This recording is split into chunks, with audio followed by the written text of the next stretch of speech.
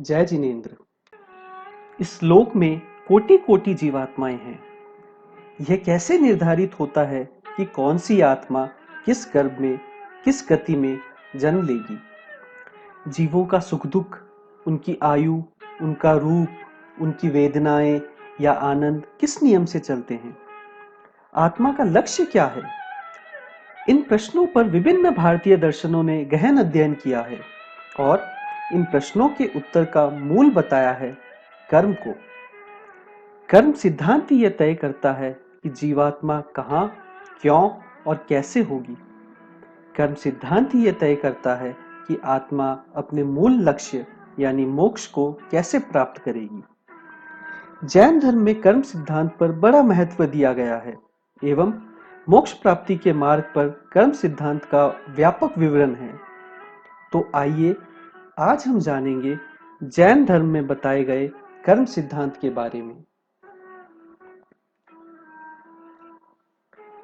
ऐसा क्यों है कि कुछ लोग अमीर पैदा होते हैं और कुछ गरीब, या क्यों कुछ लोग दूसरों की तुलना में अधिक खुश हैं, या क्यों कुछ लोग लंबे समय तक जीते हैं और कुछ कम जीते हैं? इन सभी प्रश्नों का उत्तर हमारे कर्मों के प्रभाव को बताया गया है। कर्म का सिद्धांत हमें बताता है कि हमारे साथ क्या, कैसे और क्यों होगा। कर्म का सिद्धांत सभी प्रमुख प्राचीन भारतीय दर्शनों का एक विशेष भाग रहा है। कर्म क्या है? कर्म ब्रह्मांड में हर जगह मौजूद बहुत छोटे भौतिक कण हैं। जैन दर्शन कर्मों को भौतिक पदार्थ के रूप में बताता है। जीव के क्रियाओं से कार्मिक पदार्थ जीव की ओर आकर्षित होते हैं। आकर्षित कार्मिक पदार्थ आत्मा से जुड़ जाते हैं। जैसे एक बल्ब पर धूल बल्ब की रोशनी को ढक देती है, उसी प्रकार आत्मा से जुड़े कर्म आत्मा के वास्तविक प्रवृत्ति को ढक देते हैं। जब आत्मा कर्म कणों से मुक्त हो जाती है तो वह अपने वास्तविक स्वरूप को प्राप्त कर लेती है, जो मोक्ष है। मोक्ष वह स्थिति है जहां आत्मा जन्म और मृत्यु के चक्र से मुक्त हो जाती है।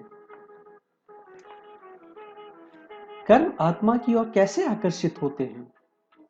जीव की मन, वचन और काया से की गई क्रियाएं कर्म को अपनी ओर आकर्षित करती है। जितनी तीव्र क्रिया उतना ही अधिक कर्म आकर्षित होता है। मानसिक, वाचनिक और कायिक क्रियाओं से आकर्षित कर्म क्रोध, मान, माया और लोभ रूपी कषायों के कारण आत्मा से बंध जाते हैं। इन कषायों को गोंद की तरह समझ सकते हैं, जो कर्मों को आत्मा से चिपका देता है। आत्मा की ओर कर्म के आगमन को आश्रव कहा गया है और आत्मा के साथ कर्म के बंधन को बंध कहा गया है। कर्म का जीव पर क्या प्रभाव पड़ता है? कर्म जन्म और मृत्यु का मूल है। कर्म से बंधी आत्माएं जन्म मरण के चक्र में घूमती रहती है। आत्मा से जुड़े कर्म उसके सुख या दुख, उसके भविष्य के जन्म के प्रकार, उसके भविष्य के जन्म के गति को निर्धारित करते हैं। कर्म आत्मा को उसके वास्तविक स्वरूप यानी मोक्ष को प्राप्त करने से रोकता है। जब आत्मा कर्म के आगमन और बंध कर्मों से मुक्त होती है तो वह मोक्ष प्राप्त करती है। आत्मा कर्मों से कैसे मुक्त होती है? जब कर्मों का आगमन यानी आश्रव रुक जाए और बंधे हुए कर्मों का नाश हो जाए, तब आत्मा कर्मों से मुक्त होती है। नए कर्मों के आगमन को रोकने को संवर कहा गया है और सचेत प्रयासों से बंधे कर्मों का नाश करने को निर्जरा कहा गया है। जैन दर्शन में संवर के साधनों का विवरण दिया गया है, जिसे संक्षेप में सम्यक ज्ञान, सम्यक दर्शन और सम्यक चारित्र का अनुसरण करना कहा जा सकता है। निर्जरा शारीरिक और आध्यात्मिक तपस्याओं से होती है, जैसे उपवास, शरीर का वैराग्य, ध्यान और अध्ययन आदि। आश्रव आत्मा के प्रति कर्म कणों का आकर्षण है। आश्रव मानसिक, वाचनिक और कायिक क्रियाओं से होता है। बंध आत्मा के साथ कर्म का बंधन है। क्रोध, मान, माया और लोभ रूपी कषाय बंध के कारक हैं। संवर नए कर्मों के आगमन के रोकने को कहा गया है। संवर आश्रव के विपरीत है। सम्यक ज्ञान, दर्शन और चरित्र का अनुसरण करने से संवर होता है। सचेत प्रयासों से बंधे कर्मों का आत्मा से छूटना निर्जरा है। निर्जरा शारीरिक और आध्यात्मिक तपस्याओं से की जाती है।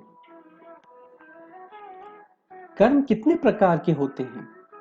कुल 8 प्रकार के कर्म होते हैं, जिन्हें 2 श्रेणियों में रखा गया है: घातीय कर्म और अघातीय कर्म। घातीय कर्म आत्मा के वास्तविक स्वरूप को प्रत्यक्ष रूप से प्रभावित करते हैं।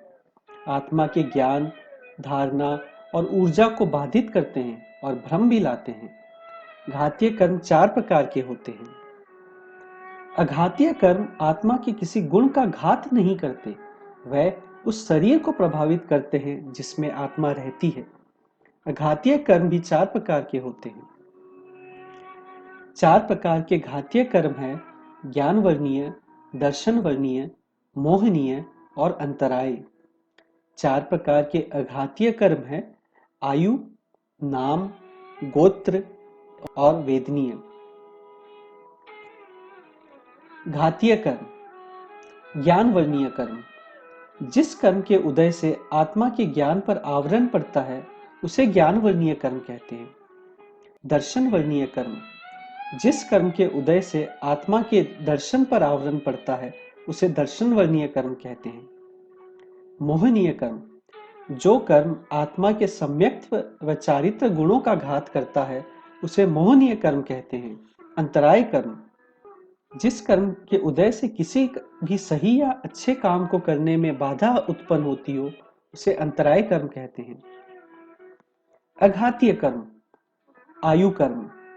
जिस कर्म के उदय से जीव किसी एक शरीर पर निश्चित समय तक रुका रहे, वह आयु कर्म है। जिस कर्म के उदय से अलग अलग प्रकार के शरीर प्राप्त होते हैं, वह नाम कर्म है। जिस कर्म के उदय से कुल की प्राप्ति होती है, वह गोत्र कर्म है। एवं जिस कर्म के उदय से हम वेदना अर्थात सुख या दुख का अनुभव करते हैं, वह वेदनीय कर्म है। सम्यक ज्ञान, सम्यक दर्शन और सम्यक चरित्र के मार्ग का पालन करके जीव अपने घातीय कर्मों का नाश कर सकता है। घातीय कर्मों का नाश हो जाने पर जीव को केवल्य ज्ञान प्राप्त होता है एवं हम उस जीव को केवली या अरिहंत कहते हैं।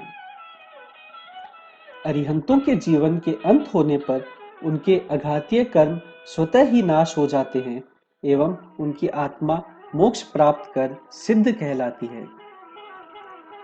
जैन दर्शन का कर्म सिद्धांत आत्मा का लक्ष्य कर्मों के बंधन से मुक्त हो मोक्ष प्राप्त करना बताता है।